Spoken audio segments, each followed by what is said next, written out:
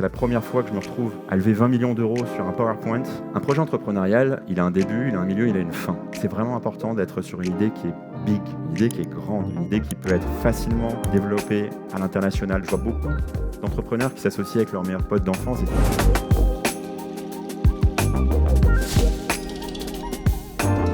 Bonjour, je suis très content d'être là. On m'a dit qu'il y avait des entrepreneurs dans la salle. Donc je suis un peu curieux de savoir un petit peu à qui j'ai affaire. Donc je vais vous proposer un petit jeu simple. Si vous avez monté votre entreprise, levez la main. Levez la main si parmi vous, vous êtes fondateur. Ouais, il y a beaucoup, une majorité. Si vous avez envie de monter votre entreprise, d'accord. Et si vous avez déjà raté une entreprise. On va parler de ça aujourd'hui justement. On va parler de succès, on va parler d'échecs, et puis on va parler de rebond. Parce que c'est aussi ça l'entrepreneuriat. On a souvent des modèles, on a l'impression que la trajectoire elle est fluide dès l'inception, dès la création de l'idée, et qu'ensuite il n'y a que des succès qui s'enchaînent. C'est un peu plus compliqué que ça, et je vais partir de mon expérience personnelle pour essayer un petit peu d'illustrer le propos, puis après on essaiera d'avoir un petit temps d'échange. Donc le thème c'est entreprendre, c'est repartir plusieurs fois de zéro. Au début une entreprise ça ressemble à ça. Donc on connaît tous cette image, le premier bureau d'Amazon. Bon, je pense qu'il y en a d'autres depuis. Et pour moi ça a commencé un peu comme ça. Ça a commencé dans un incubateur, donc c'est pour ça que je suis en plus assez ému d'être ici aujourd'hui parce que ça ressemble vraiment à mes débuts. Moi, en 2012, j'étais à l'incubateur de l'ESCP à Paris. On était dans une cave, on n'avait pas accès à la lumière, on était plein de startups, mais on avait plein d'envie, plein d'énergie. Et donc, ça ressemble vraiment à ça, le début de l'entrepreneuriat. Pour ce qui est de mon parcours, je pense que ce qui me singularise des autres entrepreneurs, c'est que justement, j'ai construit plusieurs entreprises.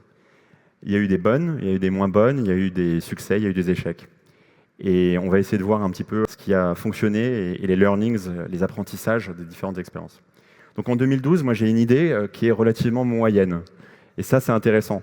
Quand on est jeune, on a souvent une idée toute bête avec un copain ou une copine et on veut en faire en fait une entreprise. Ça a été le cas. À l'époque, je voulais livrer une boîte de macarons à notre petite copine de l'époque. Je voulais lui faire livrer une boîte de macarons. Je trouvais ça plus original qu'un bouquet de fleurs. Et en fait, il n'y avait pas de service de livraison qui le permettait. C'était avant Deliveroo, c'était avant Uber Eats, c'était avant la géolocalisation, les smartphones. Et donc j'appelle la durée et je leur dis est-ce que vous pouvez livrer? Bon. Et ils me disent bah, écoutez monsieur, il faut que vous veniez physiquement choisir vos macarons et que vous laissiez au comptoir un chèque pour la société de course à laquelle on va faire appel. Enfin bon, tout le concept n'était pas du tout. Et donc j'ai l'idée de CityCake. Donc ce qui est intéressant, c'est que c'était très niche. On prend le marché de la pâtisserie et ensuite, nous on voulait l'amener en ligne. Donc c'était vraiment la niche d'une niche. C'est intéressant parce que c'était un super parcours et je ne regrette pas, mais ce n'était pas forcément une bonne idée. Et évidemment, depuis, on verra comment, à la jeunesse de chacune des entreprises que je crée, je réfléchis à deux fois justement à trouver une idée qui soit suffisamment porteuse, scalable, grande et dont le marché est suffisamment intéressant. 2 ans plus tard, c'est quand même une entreprise qui tourne, on est 7 personnes, on a levé un peu de fonds, ce qui est très rare. 2012, c'est difficile. Être entrepreneur, ce n'est pas à la mode. À l'époque, moi, je sors de l'école du barreau, parce que je suis de formation avocat, et pour les gens qui m'entourent, en fait, être entrepreneur, c'est surtout un aveu d'échec. Ils ont l'impression que je n'avais pas trouvé de travail.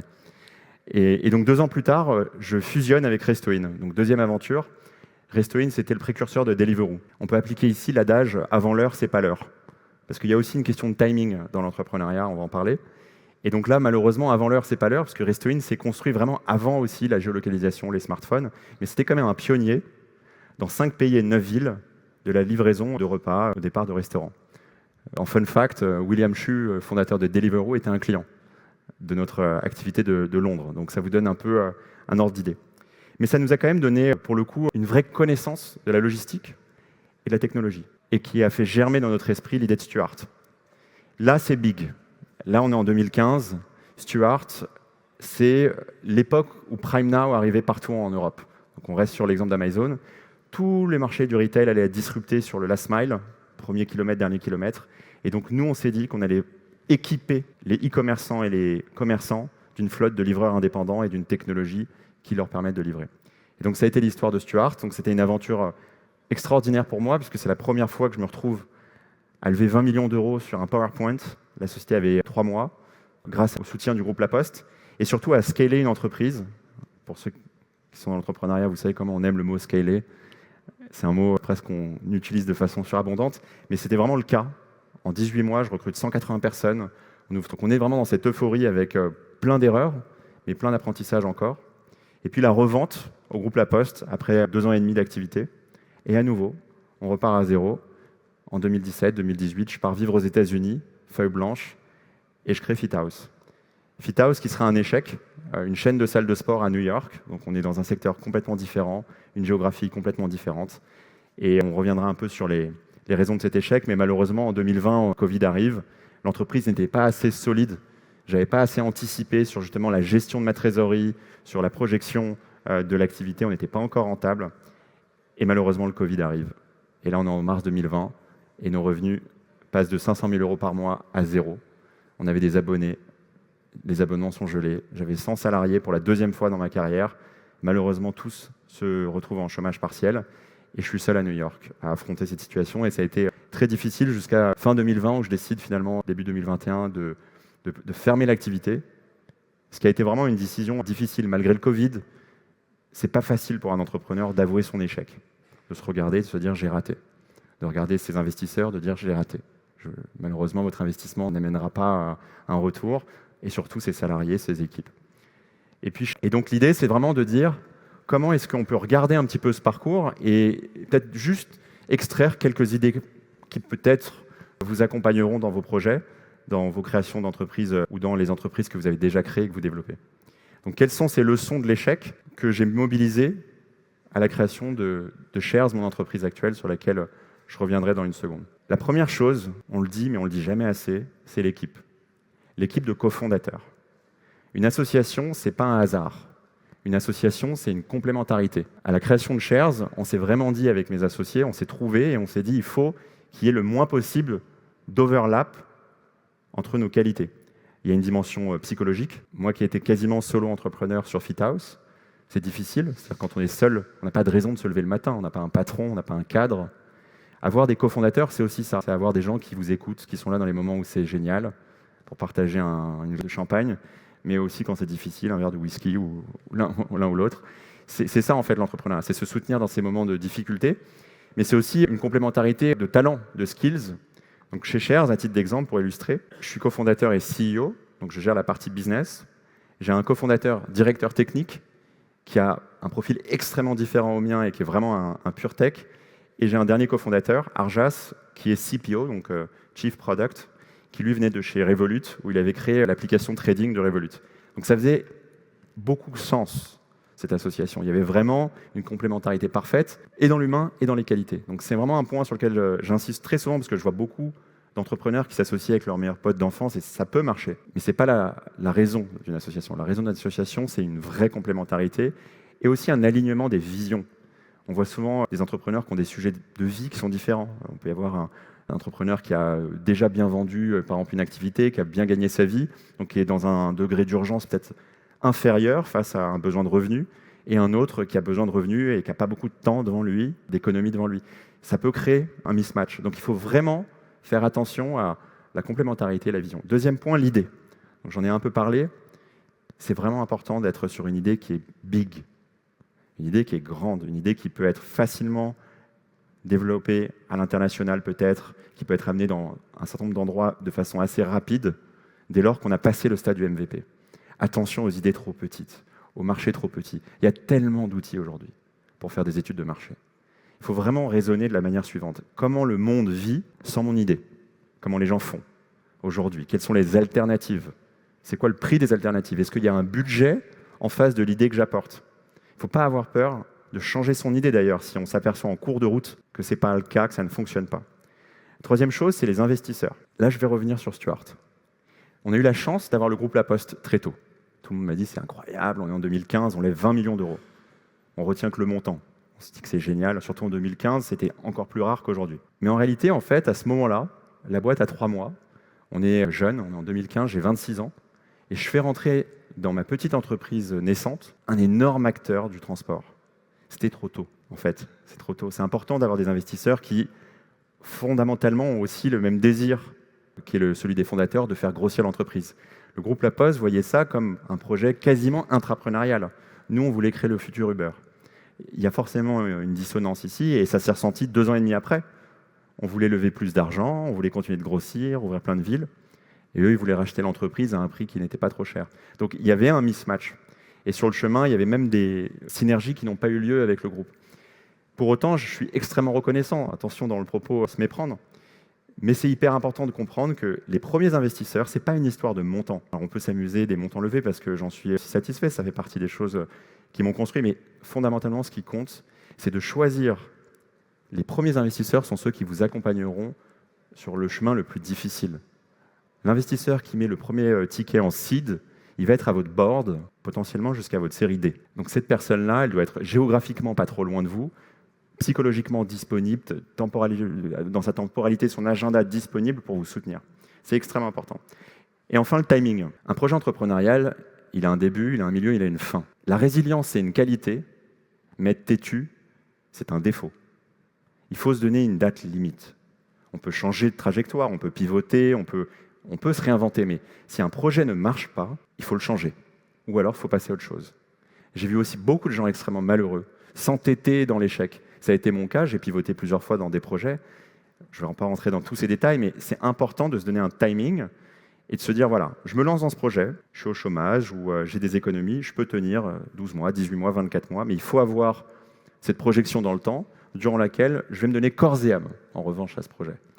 Et puis à un moment donné, je vais aller pitcher des investisseurs, je vais essayer de faire en sorte de pouvoir financer mon activité ou alors même la financer par elle-même, mais il faut se donner cette notion de timing parce que c'est trop important. On n'a qu'une vie, c'est pas grave, l'échec c'est OK, si on est capable de remobiliser encore une fois ces apprentissages. Donc voilà un petit peu ce qui, selon moi, doit être réuni à la création d'un projet. Ensuite, il faut une mission. Si vous n'avez pas une mission, si vous n'êtes pas habité par le projet, si vous n'êtes pas la bonne personne pour cette mission, alors là aussi, il faut se poser des questions. Et donc, je vais parler de mon exemple personnel. Je rentre des États-Unis. Aux États-Unis, l'investissement est extrêmement démocratisé. La majorité des Américains investissent pour préparer leur retraite. La retraite fait partie de leur dispositif. Je crois que près de 60% des Américains investissent dans ce qu'on appelle des ETF, qui sont des paniers d'actions, et préparent leur retraite. En France, c'est quasi inexistant. Avec le Covid, il y a eu un petit peu d'excitation parce que les marchés étaient volatiles. Ça a suscité l'intérêt. On va dire que c'est l'étincelle sur laquelle on a construit notre entreprise. Et je me dis, le problème, c'est qu'en Europe, l'investissement, c'est encore perçu comme quelque chose exclusif des 1%. Il faut être riche, il faut être en banque privée pour avoir les bons conseils. Sinon, c'est le livret A, à 3%, inférieur à l'inflation. Donc, on a l'impression qu'il n'y a pas d'espace entre les deux. Et donc, moi, je rentre avec cette conviction que la technologie doit pouvoir casser les barrières, doit pouvoir permettre à tout le monde d'investir et de préparer son futur. On ne sait pas de quoi les retraites seront faites demain, mais en tout cas, on peut contribuer à construire son futur financier. Donc c'était ça vraiment ma mission. Et pour le coup, c'est une mission qui me parle. C'est une mission qui me parle énormément et où je pense qu'il y a un potentiel. Le marché, il est européen, puisque quand on est régulé aujourd'hui par, et c'est notre cas, l'AMF et la CPR, donc la Banque de France, on ne peut pas se porter son autorisation dans l'ensemble des pays européens. Donc on est sur quelque chose de complexe, avec des barrières à l'entrée. Il faut être très vite, très gros, c'est régulé. Mais par contre, une fois qu'on a passé ça, le potentiel, il est européen. Donc la mission, l'idée, l'exécution. Donc à partir du moment où on a l'idée, on se met en ordre de marche. On se met en ordre de marche, on recrute les bonnes personnes. Donc moi, je fais tout de suite une org chart pour essayer de comprendre à quoi doit ressembler ma structure cible. C'est très simple, comment on fait ? Vous avez un instrument aujourd'hui qui est extraordinaire que j'utilise quotidiennement, c'est LinkedIn. C'est très simple. Vous allez sur les entreprises qui vous inspirent, il y en a beaucoup dans mon secteur, il y a Revolut, N26, Conto. Vous regardez un petit peu comment elles sont construites, tout est public. Vous pouvez regarder les différents rôles, les différents employés, etc. Essayer de comprendre les fiches de profil, quel type de profils sont où, et vous commencez à prendre contact. Et donc j'ai vraiment construit mon organisation cible, et ça m'a coûté 0 €. J'ai juste été sur LinkedIn, j'ai passé du temps, j'ai défini ma structure cible, et puis ensuite j'ai été la construire. J'ai fait un deck, et ensuite, dans la levée de fonds, on va revenir sur le point de timing. Il y a aussi une histoire de timing. Ne parlez pas à des investisseurs tout le temps. Parlez à des investisseurs quand vous êtes prêt et de façon dans un temps réduit. C'est hyper important pour plusieurs raisons. La première, c'est parce qu'il ne faut pas se disperser. Il ne faut pas se disperser, on ne peut pas passer son temps à répondre à droite à gauche à des investisseurs. Et en plus, le discours change. La deuxième, c'est parce que quand on rate un rendez-vous avec un investisseur, psychologiquement, c'est pas facile. Quand on se prend une veste, désolé, ça ne nous intéresse pas. C'est difficile. Et donc, ça se ressent. Et ça crée une espèce de dynamique de l'échec. Donc ce que j'applique à chaque fois que j'ai eu à lever des fonds, je détermine une liste précise de gens avec lesquels j'aimerais être en contact, et j'essaye autant que faire se peut de les contacter sur une échelle de temps courte, 2 semaines, disons-nous. Et c'est une toute autre dynamique, parce qu'ensuite on est là, on pitch, et quand on sort d'un meeting qui se passe pas bien, c'est pas grave, il y en a un autre 2 heures après. Et on peut rebondir. Et on a cette espèce d'énergie, et ça se ressent. Et c'est entraînant, et on entraîne avec soi. Donc l'exécution, c'est la temporalité qu'on met dans sa création, dans l'équipe qu'on constitue, dans sa levée de fonds, mais il faut le faire au bon moment. Donc il faut se préparer à ça. Ça peut durer 3 mois, ça peut durer 6 mois, ça peut durer 1 an. Ça dépend encore une fois des capacités, du projet, du besoin en financement. Mais une fois qu'on est prêt, il faut absolument respecter cette notion d'exécution. Maintenant, on va faire un petit fast-forward. Désolé pour les anglicismes, j'en fais un peu trop. Il faut écouter ensuite son marché. On lance un projet, on se dit forcément, on est tous très optimistes. C'est ça la qualité des entrepreneurs. Un peu de bêtise, un peu d'optimiste. Et c'est ça qui nous pousse à créer, sinon on n'en ferait pas. Mais une fois qu'on lance, il faut écouter la réponse du marché. Si vous avez de la chance, le premier produit va fonctionner directement. Et ça, c'est super. Et je vous le souhaite. Mais en réalité, ce n'est pas comme ça. En réalité, vous allez avoir des utilisateurs qui vont vous faire des remarques. Vous allez vous apercevoir que le cas classique, la version B2C ne fonctionne pas, mais il y a peut-être un autre volet, une autre fenêtre, un peu B2B, avec des entreprises qui trouvent que vous faites est très intéressant. Donc il faut être en capacité de faire évoluer aussi son business model et ne pas rester fermé, convaincu que la seule bonne idée, c'est la première. Et enfin, la dernière leçon pour moi importante de mes aventures entrepreneuriales, c'est l'anticipation. Vous avez un budget lié à une levée de fonds ou lié à vos apports personnels, il n'est pas éternel. Une levée de fonds, ce n'est pas une vente. Une levée de fonds, ce n'est pas un succès, ce n'est pas l'arrivée, c'est le départ. Donc il faut vraiment toujours, vous devez d'avoir un matelas de trésorerie devant vous. Et plus que jamais, c'est vrai en ce moment. On le voit malheureusement, il y a des belles boîtes de la French Tech qui ferment ou qui sont dans des situations de difficulté. Il faut anticiper. Anticiper, c'est avoir 12 mois, 18 mois, 24 mois de trésorerie devant soi. Il faut prendre des décisions difficiles avant que ce soit trop tard. Parce qu'un paquebot, une inertie, c'est difficile à stopper net. Donc l'anticipation, c'est un peu le dernier point. Et enfin, le fun. Il ne faut pas oublier qu'on passe quand même 40 ans à peu près à travailler. Et le travail reprend peut-être 10% de son temps éveillé. Donc ce n'est pas anodin. Donc on n'a qu'une vie. Il faut avant tout que vous fassiez plaisir. Quand c'est plus un plaisir, ça ne fonctionnera pas. Merci.